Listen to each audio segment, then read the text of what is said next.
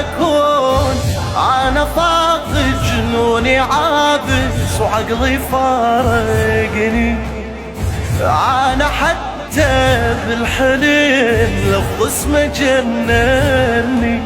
حيدر حيدر حيدر حيدر حيدर।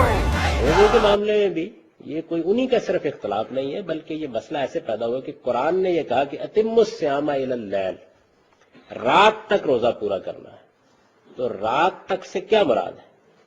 क्या गुरूब आफताब होते ही रात शुरू हो जाती है या जरा अंधेरा फैलने के बाद शुरू होती है? ये फहम का मसला है।